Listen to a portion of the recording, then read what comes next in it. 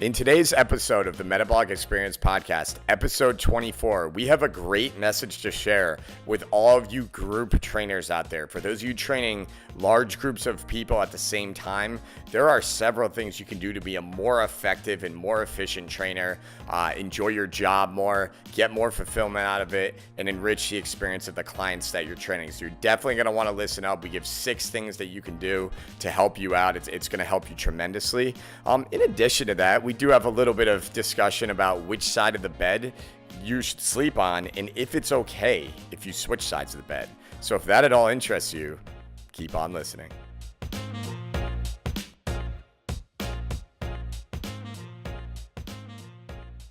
All right, so we have a little bit of a different setup here today. We're all fancy. We're getting this recorded on film for the first time, and You're a real trooper for doing this since you're pregnant, Lynsey. I really appreciate that. We were joking around about the best angle to get you at. There's no good angle right now.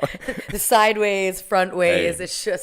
It's just happening. Gino, welcome to the Metabolic Experience Podcast. No, we're actually in this building. It's really cool. It's called the Troy Innovation Garage. It was literally an old garage that was refurbished and refurnished into a bunch of shared, it's a community workspace. So for businesses like us at Metabolic, where, we don't have a corporate headquarters, this is a really nice place for us to come and get some work done. Yeah, I love when we get to work here. It's a really awesome space. As we all know, and I say it all the time, but I was born and raised in Troy. So I remember when I was growing up anyway, this block was you don't come down this block. It was just trouble. So it's cool to see it revamped and refreshed and alive. It's really cool space. Yeah, and it's also a great place to network with other people who are kind of our age, our demographic, in the same spot in life that we are, and kind of kick around some ideas. It's a great place to have interviews, meetings, things like that. I've grown quite fond of this place. It's good for people like you and I too, who can't keep our attention together. So we need to be put in a room with brick walls so that we can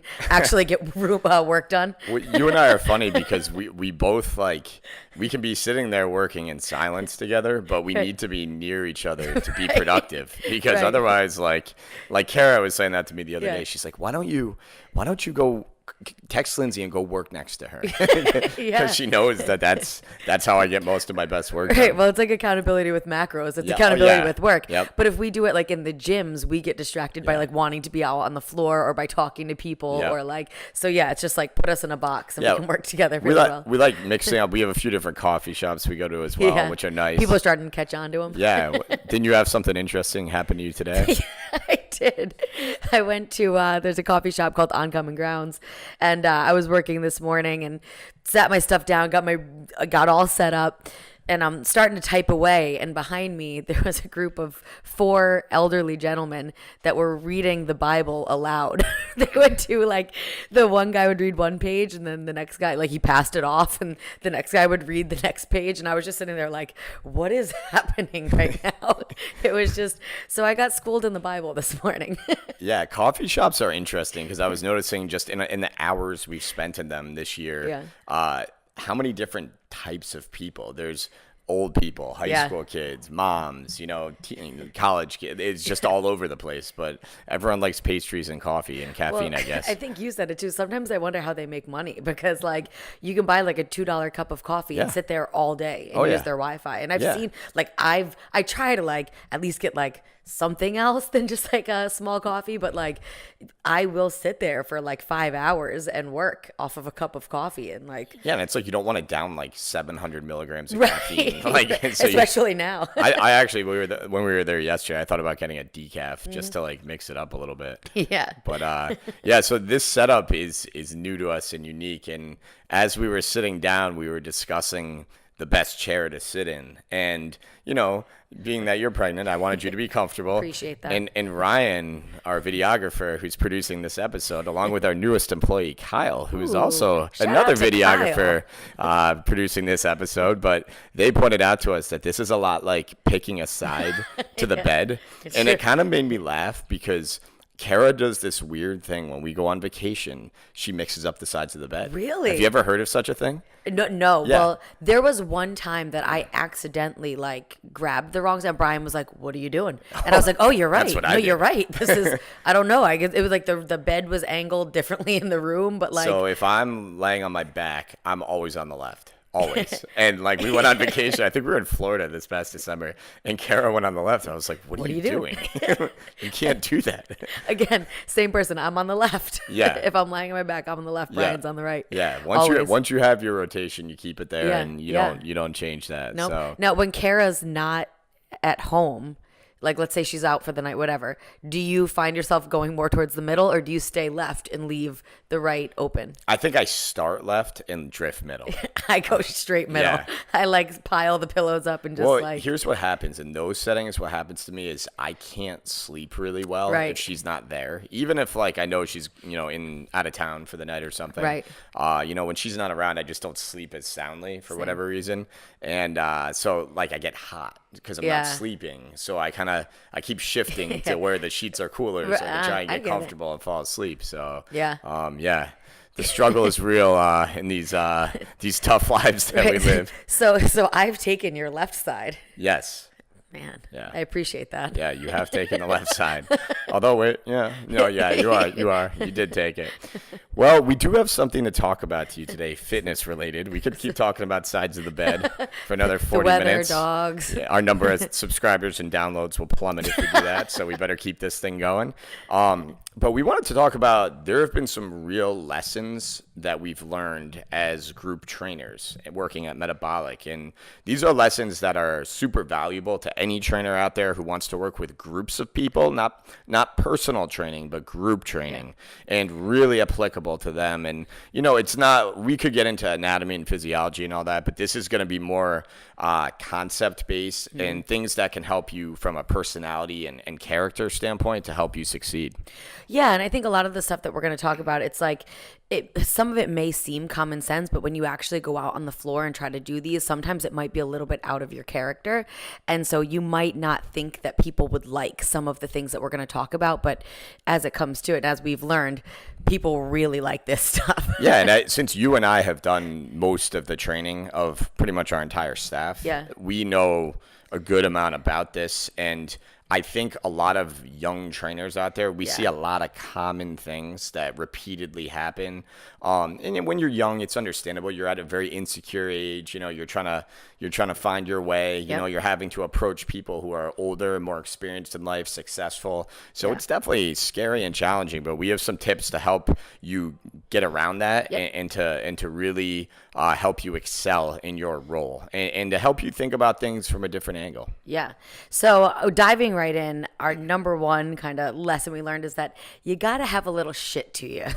Yeah, we put this number one because I think this might be the most important one. Yeah. And I think what we mean by having a little shit to you is if you should be so passionate about your craft and the program you are putting out there, if someone is not executing it properly or will not execute it properly, it should bother you. Yes. And, those people that when it bothers them are often the most effective group trainers. It's the people that if they see someone doing something wrong or they see someone not trying as hard as they can or they see someone creating their own modification of an exercise that doesn't make sense. And if you're the trainer, if you're just like, well, okay. That's probably going to mean that's not a good thing. That probably means you're a little laid back and that you don't have the passion because that passion and that caring is so transparent. Oh, yeah. So when you have a little shit to you, sometimes you might like get into it a little bit with someone and we can talk about how to handle that. But, when that happens, I think at the end of the day, when the clients are driving home, as long as everything's polite and respectful, I think they know that it came from a place of caring. Yeah, I think that you hit the nail on the head with that like you have to take it, you do kind of have to take it personal. I know like when I'm training class and if things aren't going in the order that I want them to, or I see people doing things using weights that I didn't assign to them, that like, I'm like, oh, no. Like I'm going to go and make sure that it's going exactly how I wanted it to go because, at the end of the day, we are, or you may be dealing with like, real like, we've got lawyers and cops and firefighters, like all these really prestigious people, but when they come into our facility, it's our facility, and so like, you're in my house now, and so if I assign you 35s and you grab the 40s or 45s and your form doesn't look good, I'm going to take that personal, and I'm going to go up to you and I'm going to modify those weights. I'm going to put you back where I wanted you and make sure that your form is good because I care, and I'm going to make sure that you're safe. And that's the number one most important thing. And on the other side of that, if somebody grabs, 20s and I think that they can do 30s, I'm going to defend why I think they could have gone up with that. And I think, the more you care about it and the more personal you take it, the clients absolutely appreciate that because you're convicted, right? Because you believe in what you're doing, and so they can have confidence in what you're doing. Yeah, that confidence is, and that's our next point. We can dive a little bit deeper into that, but I think it's kind of like being when a client pushes you, when they push back on you, are you going to fly 10 feet backwards, or are you going to hold your ground a little bit? Yeah. And I'm not saying you have to violently push back, because of course, this is a service business, so not too good for business to do that. But at the same time, are you going to hold your ground and stand by your principles? I've explained to, I'm just going to say women, because it typically is women in this setting who don't want to lift heavy because they want to tone. Right. I've explained to them that lifting as quote unquote, and it's relative, right? Sure. Lifting as heavy as you can is the best way to tone, because 100%. Not only are you going to build the most muscle, but you're going to burn more calories that way too. Right. I've actually had that conversation.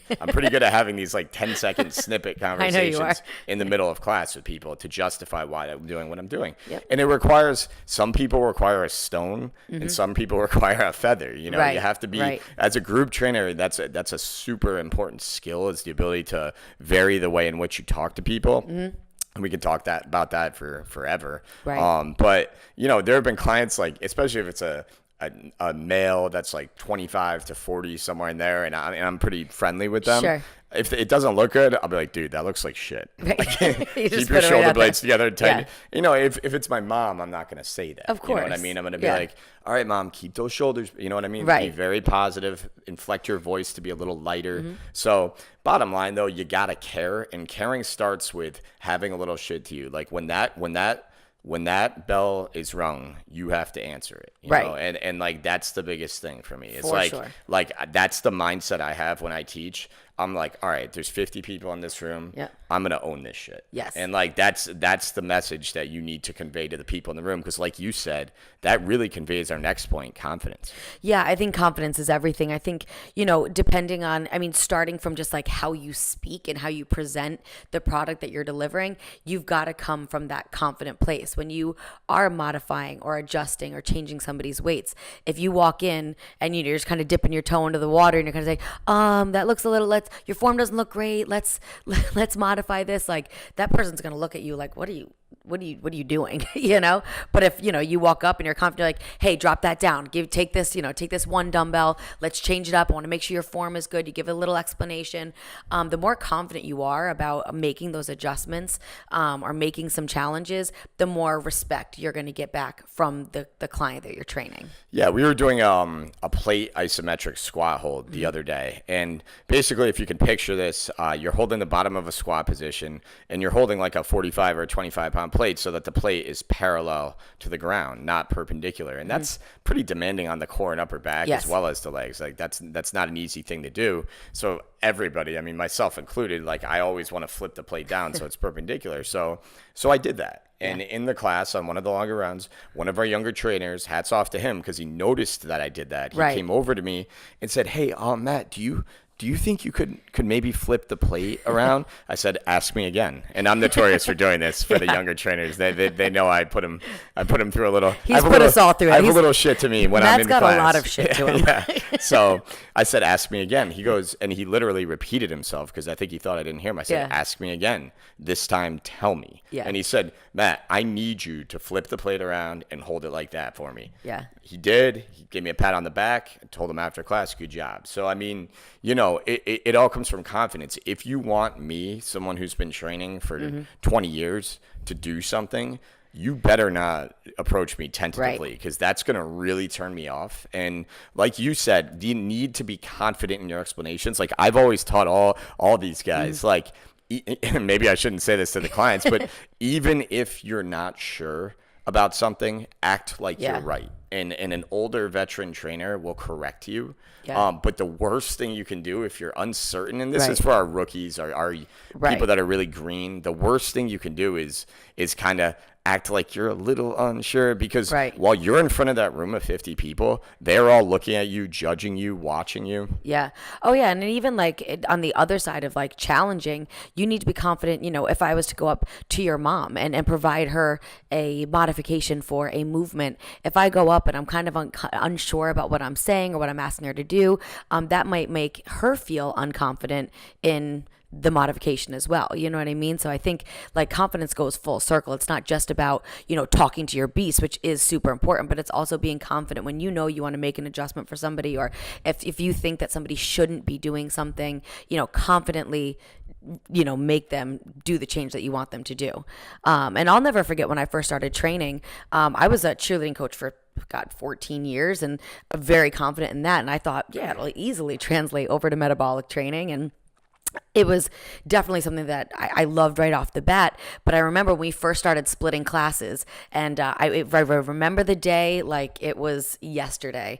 I was training a group of women in the front room, you were in the back room, and we were doing banded monster walks in the hallway because we needed to use the hallway at that time.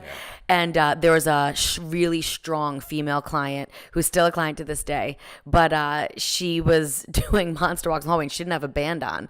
And I walked out and I was like, why aren't you wearing a band? And she was like, it hurts my leg. And at first I kind of like walked away like, okay, because I knew she was alpha. She was strong. And I was like, no, hold on.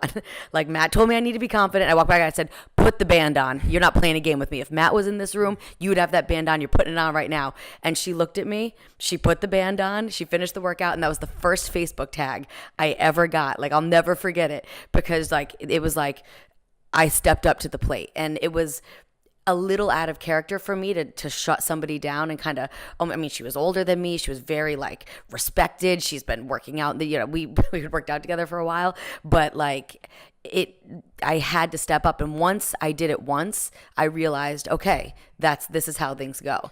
And it helped me as a trainer for the rest of my career. Yeah, one of our taglines on the wall of the gym is Metabolic, your workout. Yeah. And I always look at that before I teach, because for me, I think that applies to the trainers as well. Yeah. This is your workout. Yeah. You need, like I said, you need to be confident that you know what you're doing, that you can provide people with the ultimate fitness experience, which is what we preach, right. and that you are made to do this. You right. need to really believe that. And, yeah. you need to believe in what you're doing, and there's different aspects of that. I think you touched on how you approach people is definitely important.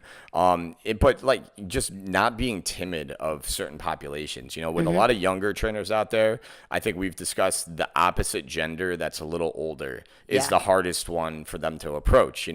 We have a bunch of trainers in that 24 to 28 demographic, and the girls are afraid to go up to the guys that are kind of right. like my age. And vice versa for the guys, they're afraid to go up to the women that are, I don't want to use the word older ladies, but not 24 or 25. Right. So, but just be unafraid. Go up to everybody, and that's going to earn you so much more respect as a trainer. And that really shows people that you have no fear, because these clients, they know, your clients know if you're afraid of them. They know if you don't want to connect with them or talk to them. Yeah. And you really need to be aware of that. And if you have some clients that don't like taking your class, odds are it's probably because you didn't connect with them very well. Oh, yeah. And I think it's important to recognize that all people love to be pushed. Like, it doesn't matter how old you are, young, old, into fitness, new to fitness, if they're coming into your facility, they're coming there for a reason. They're looking for something, and people like to be pushed. I think now that people like to be pushed in different ways. Some people like to be crushed into the floor and really like challenge. Other people like to be pushed where it's like, can we hold that plank for 10 more seconds on your feet before you drop to your knees? Or some people like, or maybe it's more of like an inspirational challenge or push.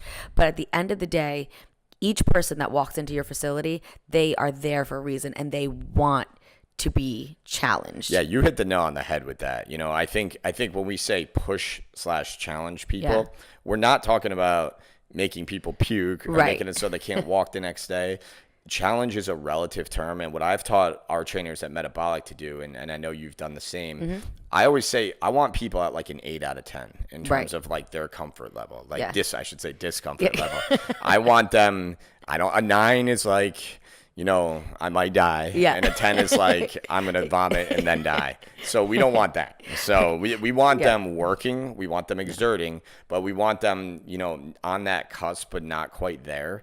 And for different people, that requires a very different approach. If you take my mother, 66 years old. I love you, Mom. I'm sorry I just said your age on this podcast, but looks 30. You don't look a day over 50. But my mom, like holding a strict push-up position with her head in front of her hands, keeping her core tight and abs braced, glutes braced, like that's going to be challenging for her. For sure. So when you make her do that, guess what you're doing? You're pushing her. Right. When you make like one of our trainers do that, that's nothing for them. So like that's not pushing them. So they might need to do like a plyometric push-up or something to be challenged. But you've got to be confident when you go up to people that you're there to give them the best workout that they came for, and understand it all comes from, especially if you're in a group training facility like ours, right? Like people are paying good money to come work out with us. Yeah. They're not paying good money to look at your pretty face, or maybe they are. I don't know, but that might be an added benefit. But the number one reason they're coming is, my point is that the charisma of the trainers is important. You need to have charisma and you need to be personable, but that will only last you so far. Your ability to connect with each and every client stems from how confident you are in yourself and your own abilities, whether you know it or not. Because guess who the easiest population to talk to is? It's your friends. It's people that are your age. Why is that the easiest? Because you're super confident around those people. The harder populations are the ones where you're a little unsure or you're a little intimidated and you're not as confident. Yeah. And I'll say, just from the client perspective, I remember, and this was something I was always really cognizant of when I started training, because I started out as a client of yours, as we've talked about a million times.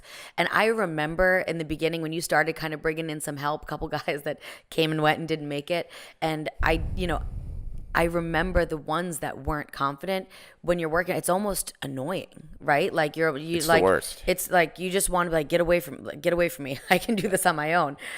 So you've got to have that confidence, because it just makes everything, the trainers that are confident and that come up to me and approach me and, set standards and set demands and challenge me in specific ways. Those are the classes that I want to take, but the ones that are just kind of like wishy-washy, let me do whatever I want to do, don't come over and talk to me, don't really challenge me. Or when they do challenge, it seems like they're asking instead of telling. That just, it annoys me. Yeah, it's being that we're both dog lovers, I have a pretty good analogy for this. Here we go. Write it down, Drew. It's like a puppy, right? Like say you get a puppy that's like a year old, so it's like a young dog, but those dogs will go flying up to an older dog. Like my dogs are like 8, so dogs like mine, they might get a little roughed up and snapped at or growled at, and they learn very quickly, I better use a different approach next time. Right. But you know what? They were confident in the shot. They took a shot, and they were confident about it. And as a young trainer, it's the same thing for you. You never know till you try. Just go up to people, give it your all. If they snap at you, I've done it many times. To this day, I do it. I say things to certain people like, oh shit, that didn't go over well. Or they didn't like the way I said that. Right. So you just make a mental note and you just move on for the next time and you just get better. Yeah. Which I think that really leads into our next thing that we've learned. We could talk about a million different things that we've learned, but you need to be able to adjust your approach based on age, demographic, and personality type. I think that is super important. We've talked about being confident, and we've talked about, having a little shit to you, and all of that, is exactly what you need to do. But you also need to know how to use that confidence and that little shit to you with each demographic that you teach. Because the way that I talk to you in a class isn't going to be the same way that I talk to, my mom in a class, which isn't going to be the same way that I challenge somebody else in the class. Knowing the why of the people in your class is important, and then approaching it in that way is huge. Yeah. So, for older clients, with a lot of younger trainers, I've heard, believe it or not, and I've talked to some of the younger guys about this, just it's a respect thing. When you train men that are older than you, don't call them buddy or big guy or chief or anything like that. Use their name, give them the respect of using their first name.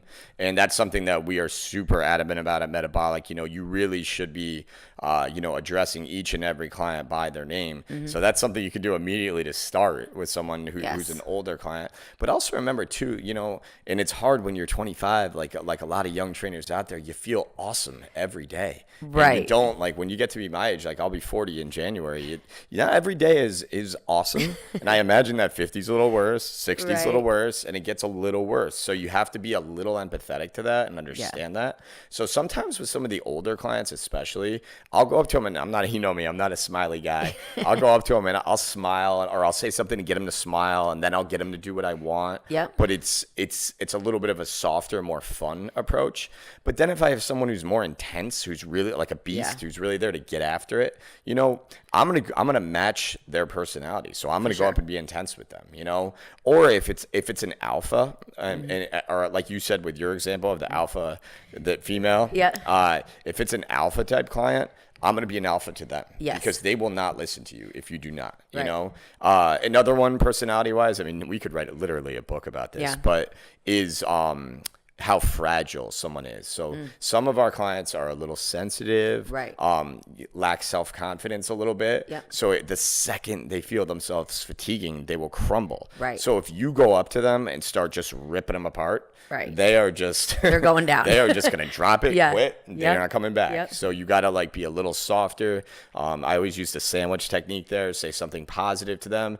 Be like, Tony, you're doing a great job, but I just need you to squeeze those glutes a little bit more. Dude, that's exactly what I'm talking about. You say something like that. If you get someone who thinks their shit doesn't stink, that's an example where you might be a little harsher on them. So, it just depends. But you need to, the bottom line is you can't be robotic and monotoned with your approach. You need to use different tones, use different volumes in your voice, use a different facial expression. Use your hands. There's so many different things that go into it. But if you're not mixing things up and you're just throwing the same pitch, like, I know you're not a huge baseball fan, but closers in baseball, they pretty much just throw fastballs. And closers in baseball pitch for 1 inning. All right. So the reason for that is if they threw for 2 or 3 innings, everyone would get used to that pitch, and it'd be easier for them. So it's the same thing with us. You need to mix up your pitches. You need to have a wide array of weapons in your arsenal. Absolutely. And knowing, what each individual's goals are, purpose, you have some people that are just like, coming into the gym and, if you know that somebody really loves floor pressing or their goal is to, help build their chest, and that's a movement that they really like, but some of the animal movements that we do, that's not their forte. It doesn't mean that you can't challenge them on those animal movements. You can make sure their form looks good and help them work their mobility, but I'm not going to berate somebody like that on an animal movement. I'll just help them to get through it, keep the mobility. But then when it comes to the floor press and I know that's their jam, that's what I'm going to pump them up and push them through it. If I know somebody hates doing mountain climbers, but they have the ability to do it, I'm going to make sure I'm in their ear, coaching them through it, helping them through that round. So I think also just knowing the individuals in your class personally and helping to, it helped them to pump up their strengths and help to coach them through their weaknesses, and kind of being versatile in that way too just helps you to be a well-rounded trainer. Yeah, you just said something really interesting that I don't know that I've thought about too much before, but I think is an awesome point. You also need to be confident in your praise of people and your motivation. If you say, we'll use Tony since I don't know a lot of Tonys at the gym, so no one will think I'm talking about him. But if you say oh, good job, Tony, or nice work, Tony. And it's just kind of flat. Generic. If you're like, yeah, way to go, Tony, and you get all fired up and you give him a high five and you're confident and you're genuine, that has so much more clout. It means so much more to people when they can feel that from you and sense that. But if you're not confident in how to praise someone, which is certainly something that we see, that's also asking for a little bit of trouble. Yeah, which leads in perfectly to our next point. Because it's a big one, but you need to love it. And when I say I love group training, I'm not saying that I'm not just saying I love group training. I love my job. And so when I see, somebody crush the hundreds on a floor press, or even when I see a newer client crush the 15s on a floor press, when I praise them, it's not because it's my job. It's because I'm really freaking excited that they just did that because I love it. I absolutely agree. And I think one of the things that you and I are both struggling with right now is, you being in your third trimester of pregnancy. And some of our listeners may not know, but I've recently taken, I'm calling it a sabbatical from teaching because it's very temporary. Yeah. But I haven't taught a class in 2 weeks because we're currently designing our own certification program, which you're assisting me with, which is awesome. But, it was just getting to be too much for me to get up at 3:30 in the morning, pour my heart and soul, which is, I don't want to ruin it, but that's our next point, pour my heart and soul into the class, and then have to actually operate a business, manage a business, and, create a certification program in the middle of the day. It just, something had to give, but I do love it. And anyone who knows me, I've had some business coaches say to me, like, dude, you need to get out of the weeds. And I can't because I just love it. Love being in the weeds. I think for me, getting stronger and getting bigger arms and a bigger butt, like, that's all great. Sure. But for me, helping people feel better about themselves and enriching and having that fulfillment in life to see people getting healthier, smiling more, being happy, feeling good about themselves, gaining confidence, like that is gaining friends. That is just awesome. Making friends. I mean, that is, who doesn't want to be in that atmosphere every single day? And for me, that's why, because I love being in that atmosphere. One of my biggest pet peeves is when I see people not trying as hard as they can. Right. That really, I don't like that, because for me, that's not why I do this. I do this to get results from people and to get them to get the most out of themselves, more than they thought they could. A lot of times I'll go up to a client and I'll tell them to do something. If they're a little hesitant, I'll be like, listen, you are so much stronger than you think you are. Don't overthink it. Let's just start. Let's see what happens. Let's get it done. You know, and it's amazing how that sense of empowerment really helps people. Oh, yeah. But a lot of our clients do lack self-confidence. So I think, if you grab the 25s on floor presses and you could do the 27s, I care. I want you to do the 27s, and I'm going to make you do it the next time. You know, if you're a group training person, you need to be aware of that, and you need to make sure that you're showing that same degree of passion for your job, which stands behind the fact that you love it. Right. Well, that's it, I think. And it's easy to say, oh, yeah, I love it. But I think one of the other reasons why, you really have to love it, is because I think a lot of people, they look at our job from the outside and they think, oh, I would love to do that all day. But it is something where you are pouring, if you're doing it right, you're pouring your heart, your soul. You're putting blood, sweat, tears, every ounce of energy that you have. Literally blood, sweat, and tears. Right. I always used to say that I start the day as a full balloon, and by the end of the day, I'm a deflated balloon, and then every day it blows back up. I'm trying to think. But I think I've seen most of our employees cry at some point. Yeah, probably. So they're passionate people. I haven't seen them all bleed, which is a good thing. That's very good. but if you are not just giving your physical self, but you're giving your emotional self, you're giving, your energy to people all day, and it can be extremely draining. It is the best sort of draining that I could ever describe. But if you don't love it, that's when your class starts to become generic. That's when it's a grind. That's when it's a grind. That's when your challenges kind of let go towards the end of the day. That's when your weight assignments start getting a little off and you don't really care. That's when you start to lose your quality of training, because the number one thing that you need to have is an absolute love. So when you're at 4:30 a.m., those people that are getting challenged and pushed, it's the same at 6:30 p.m. because you care that those people at 6:30 p.m. are getting the same experience that the 5 a.m. people did, Yeah, I can't tell you how many times I've, come to work on back in our old schedule years ago, we used to teach 4 classes in a row. Right. You'd be in one room, I'd be in the other on a Saturday, and we just go boom, boom, boom, boom, boom. Yep. And we're human, we've had a long week of pouring ourselves into people. Yeah. We're tired on Saturday, we're human. So sometimes driving in, I could get a little anxious or a little bit oh man, this is going to be a shift. Right. But in the middle of that first class, I always, every single time, say, why did I feel that way? Absolutely. I love this. This is awesome. Yeah. And then the shift just flies right by. Right. So, like you said, though, if you don't love it, it's going to be a grind. It's going to be a grind for sure. So we kind of already touched on this, but, you need to leave everything behind. It doesn't matter if you've had a great day, if you've had a terrible day. It doesn't matter if you're not feeling well. It doesn't matter, what's going on. When the clients walk If you're tired. if you're tired, yeah. That's why we drink so much caffeine. That's right. But honestly, like, it sounds a little harsh, but like the clients don't care that you're tired. You know, they're paying for a service, and it's not on them to make us feel better. It's on us to make them forget about how tired they are, about how their kids are driving them nuts, about how their boss gave them a hard time at work, how much work they have to do. It's our job to make them forget. It's not their job to make us, anything. So yeah, I've heard you say a great, and I'm interrupting you because I don't want to forget that to say this. You said this to one of the younger trainers. I forgot who it was, but you said, look, it might be your fourth class, but it's her first class. Right. Right.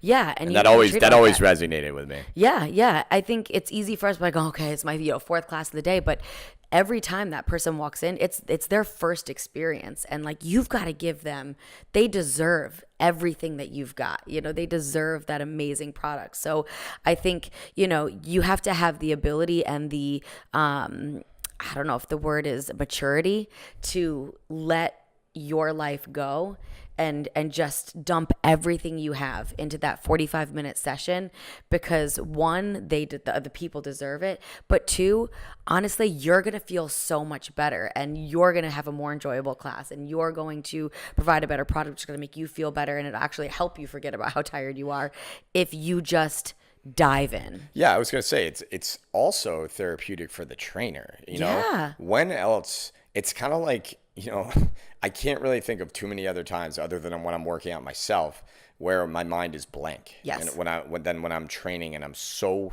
focused on what I'm doing. The only other thing I would think it's similar to is like you watch a movie that you're like really into, right? And your mind doesn't go out anywhere else. It's that focus. Right. It's the same kind of thing. Yeah. Except it's a lot more physically demanding.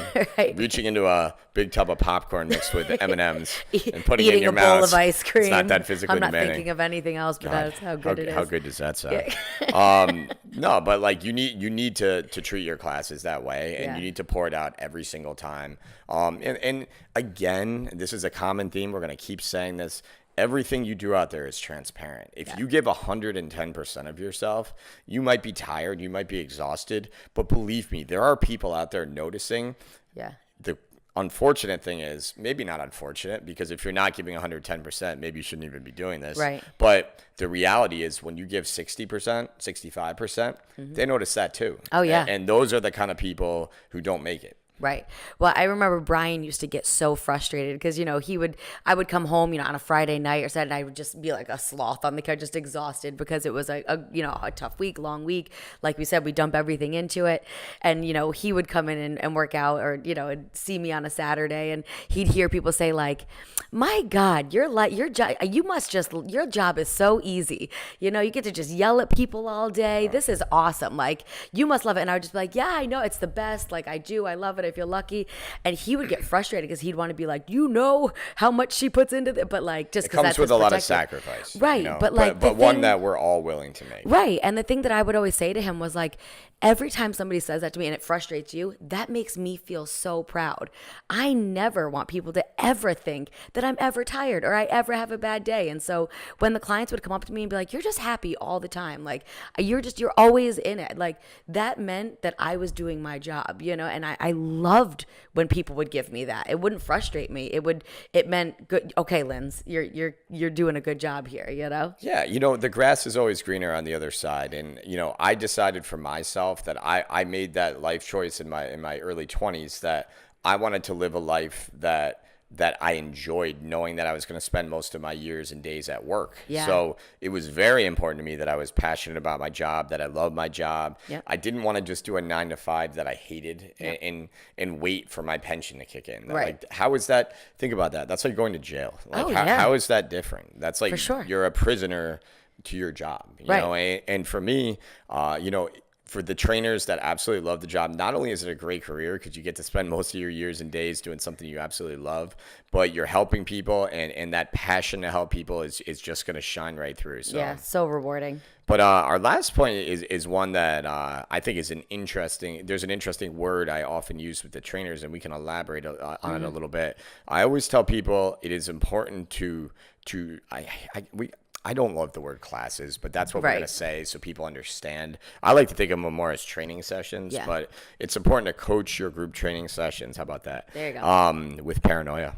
Yeah, I think, we don't mean paranoia in this like it's hard to smoking weed like and worry right, that and like you're there's- afraid that somebody's gonna like talk bad about you. But like when Hear I voices. right, somebody talking about me. When I teach a class, I think you had talked about it too. It's like, where's Waldo, or who's trying to get away with something, like I am paranoid that each and every client, if it's, if there's 10 people in the room or if there's 50 people in the room, every single person, I'm paranoid that one of them will walk out and say, that wasn't so bad. Like, that is not okay with me. So when I'm coaching, I am constantly running through this list in my head. Did I talk to everybody? Did I challenge everybody? I scanned the room. Who did I see? Who didn't I see? How's everybody's form looking? Because that's another paranoia that I have, is I think a lot of people, assume that group training means that, people just, it's a free for all and people don't get coached at all or trained. And I want to make sure, is everybody's form perfect? Is everybody doing things safely? So there's this laundry list that's kind of always running around, because my biggest fear is somebody walking out of my class and saying, meh, wasn't so bad. Yeah, for me, I'm similar to you. There's a couple elements that I'd like to touch on. There's the business side of things, Yep. and then the coaching side of things. And I think one of the best experiences I ever had was when I was first starting out doing this in a room that was not much bigger than this room that we're in right now. Seriously. I literally collected checks from people every single month. I didn't have auto debited package. Right. I didn't have anything like that. And I don't mean to tell our clients now that they're not valuable or important, because you guys all are, and we appreciate you 100%. guys so much out there who are our clients. But back then, when I had no money and my wife had quit her job to help me do this and try and make my dream a reality, that was scary as hell. So I had to I was so paranoid that I was not giving these people the product they were paying for, Right. that I went above and beyond and out of my way. And I was worried that they weren't going to sign up, or every new trial client that came in, I had to lock them down and give them a Right. great experience, because I was worried they weren't Your gonna life come back. depended on it. And a funny thing kind of happened from that, though. Like, as the years went by, and some of the clients might make comments to me like, oh, we missed your class. And I would ask them, like, why do you miss my class? And they're like, we just felt like you cared. And that's something that I think came from, and does come from, a sense of paranoia about the experience in the gym. And, we compensate our studio managers. They're incentivized on the enrollment of their gym, so they feel that paranoia a little Sure. bit too. And, as well they should be. They're all the strongest trainers in each of their respective facilities. But for the younger guys out there, don't just punch in and punch out. And when Right. class ends, you're done, Right. Be in the middle of class. Did I talk to everybody? Did I say everyone's name? Did I Right. challenge everyone? Right. Be aware and be paranoid. And I think that will take you a very long way. Yeah, and it doesn't mean that you need to like run around the room like a chicken with your head cut off. Like it's an internal kind of constant tab running through your mind, but on the outside, you're still doing your thing. You're just kind of getting things done and making sure that you're hitting those checklists. If I had to narrow it down to one thing, I think for me it would be, is Lynsey coming here for the reason that she walked through those doors? Is she Right. getting that? Is Yes. she getting what she came here for? Yeah. It takes years and it takes experience, but you have to figure out the why of the reason that every single client is in the gym. And if you don't know, you need to be paranoid and find out. Yeah, and I think that goes into, I'm glad you brought it up, because we want to talk about empathy as well. And I think that's being empathetic to each and every client in your facility. And yeah, if you're empathetic to what their needs are and what they're feeling and what they're experiencing, if you're kind of looking at like, okay, so how's Matt feeling right now? What's Matt looking for? Am I bringing Matt his product? That's being empathetic to Matt. And if you're bringing him what he wants, like that's the name of the game. I'm teaching group classes, group training sessions with empathy is so important, and I think another angle on that is working with special populations or people with injuries. When you see maybe an older client who has some mobility issues walk into your facility, imagine how they feel. Imagine the Right. courage it took for them to walk up those stairs and open your door and listen to Future and Drake, Drake. for 45 minutes, but Right. being there because they want to be there and they want to get better. And think Right. about with a bunch of people that are maybe half their age. Right. So think about that and give them a phenomenal experience that Yeah. day. You get clients that are pregnant, don't just give them run-of-the-mill, basic cookie-cutter Right. bullshit exercises. Take the time, put your arm around them, bring them over to the board before class. Be like, can you do this one? Can you do that one? How does that feel? How Yeah. far along are you? Right. Same thing if someone's had an injury. Bring them over to your workout before the program starts. Right. Give them specific modifications suited for them, and then follow up with them in the middle of the workout. Right. How you feeling? How you doing? How's everything okay? And then, yeah, I think that's so perfectly said. I think the more empathetic you can be to each individual that walks into your facility, you will be successful.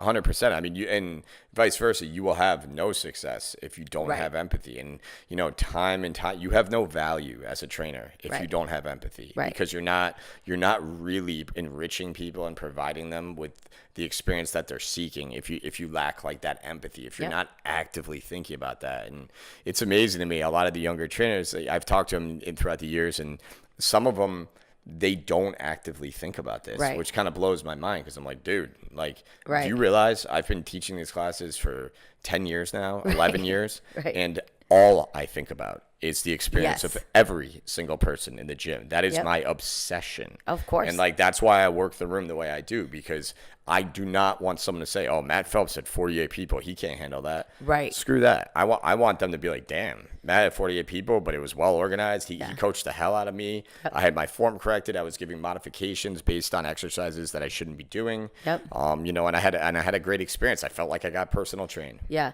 I love when people leave and they're like, God, Linz, could you have said, there was other people in the room. Couldn't you have said their name too? But everybody will say that. I know what I mean? I know what that feels like. Right. But that's where but everybody feels that way. And that's how I know I've done a good job. When every person in the room is like, you were all over me today. You didn't leave me alone. I'm like, all right, next. You were all over me. You didn't leave me alone. Yeah, you have like a scarring reputation and presence. Like, we worked out this morning and you were in the front of the room. It was one of those, it was a stationary knockout style workout. Yeah. And I was in the back and I was next to one of our other trainers, James, and we were using a medium band, a green band on the mountain climbers. And we were both trying to look at Lynsey and be like, man, does she see us? Is she going to make us use the black one? We were trying to find you. And I was working out. I wasn't. So just know that even though you're about to have a baby and you haven't taught in a little while, your presence is still felt. I appreciate that, and I can't wait to be back on the floor kicking butt again. Yeah. So let's just say this. I think our entire staff can't wait for that either, because they want to kick your butt. I know. I deserve it. Bring it. You'll be ready. I'm ready. You can give birth. You can handle that. That's right. Well, guys, I think that'll tie up this episode. I think this was a great episode. A lot of good content in here for anyone out there who's a group trainer, who's working with groups of people. These are some non-technical, personality-based coaching cues that can really help you succeed in your own endeavors. I think it's super important to be mindful and aware of everything that goes into this. But if there's one take-home from this, or two take-homes from this, be confident and be empathetic, and you're going to go very far, So for Matt and Lynsey signing off here, if you guys could just help us out, it really does help us, guys. If you leave a rating and review, it knocks us up the rankings, allows us to free up some time to get more content out there. Another great thing to do is if you screenshot the episode, throw us up on your story. We'll share it with everyone else. I always think it's really cool. We had a listener from Australia do that recently, which was awesome. So especially if you're in another country right now, that would just be something really cool to do. So thanks again, guys, and we will talk to you soon.